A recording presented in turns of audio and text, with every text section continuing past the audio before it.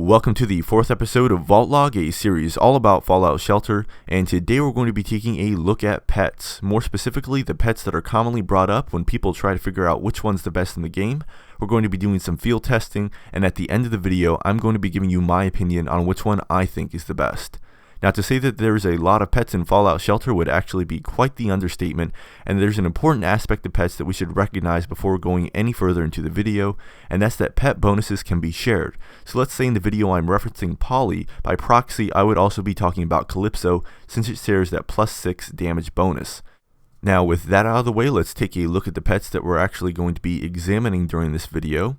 And the first pet we're going to be taking a look at is Pip with 3x objective completion. Then we've got Trench with 4x Wasteland return speed, and we got Calypso with +6 damage. Now these are pets that I think benefit endgame vaults, and that's to say the vaults are completely maxed out or very near to being maxed out. And the first pet we're going to be taking a look at is Pip with 3x objective completion. Now, objectives are actually an extremely important part of Fallout Shelter since they give us an easy way to get some extra caps, pet carriers, lunchboxes, and other goodies. And we're going to be taking a look at the objective at the bottom of the screen, which is Stop 15 Incidents. And to trigger some incidents, we're actually going to rush my Nuka-Cola plant, but first let's equip one of the dwellers with our 3x objective completion pet so we can maximize on our incidents, and we're going to be rushing this plant so that we can cause some incidents. Now, it's important to remember that our objective was at 7 out of 15 completions before we started this attack. Now, normally we'd only be at 8 when we finish this round, but with this pet in the room, we got 10 out of 15. So you can probably see how objective completion can actually save you a lot of time in Fallout Shelter. And speaking of time, let's actually move on to our second pet, which is Trench with a 4x Wasteland return speed. The speed applies to both questing and Wasteland expeditions. And let's take a look at our Game of Vaults quest, which takes 1 day to reach. Now, the way this works is we have a 24-hour reach time, and that time is divided by 2 for our return speed, which would be 12 hours.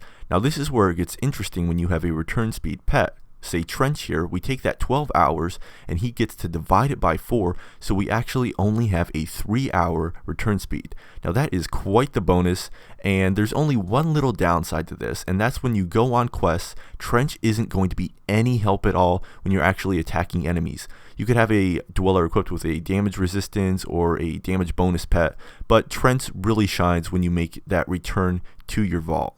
So let's go ahead and complete this quest here and come back to our vault, and as you can see we have a 2-hour and 59-minute return time.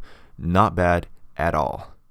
Now, last but certainly not least, we have our +6 damage pet, which is Calypso, and we're going to be taking a look at how Calypso can actually help us in our questing process. So our first dweller has the Calypso pet equipped, which provides us with that nice +6 damage. Second dweller has 39 damage resistance as a pet, and our third dweller has a 36 damage resistance pet equipped. So only one dweller has a damage bonus. And let's actually get into this vault here so we can take a look at this first example. And as you can see in this room, each of our dwellers is attacking a separate Deathclaw, and the dweller with the +6 damage bonus pet is going to be finishing off their Deathclaw first.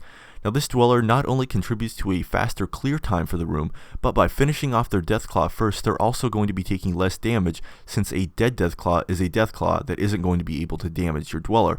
So the benefit of this +6 damage pet is actually twofold in this example. Now, to better illustrate this effect, let's actually take a look at an example where I have all 3 of my questing dwellers equipped with a +6 damage pet. Now this contributes to some very fast vault clear times, and if you actually think about it, having 3 pets with +6 damage each equates to having 18 extra damage in a room, which is in effect like having another dweller along with a rusty alien blaster. So I think this +6 damage bonus pet is very helpful for both questing and vault defense. So now that we've taken a look at all 3 of these pets and their bonuses, my personal favorite is Trench with his 4x Wasteland return speed. The reason why Trench is my personal favorite is because I just can't stand waiting for hours upon hours for my dwellers to get back from Wasteland quests. I'm just a little impatient in that respect. Now these other 2 pets are great choices as well, and there's actually some other really good pets in Fallout Shelter, like ones that reduce training time, ones that give you health, or +3 stats on all your newborns.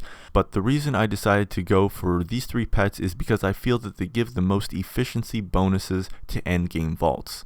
Now, if you are interested in picking up Trench, you may want to check out my second episode of Vault Log, which goes over the starter pack, which is a surefire way of getting Trench for $4.99.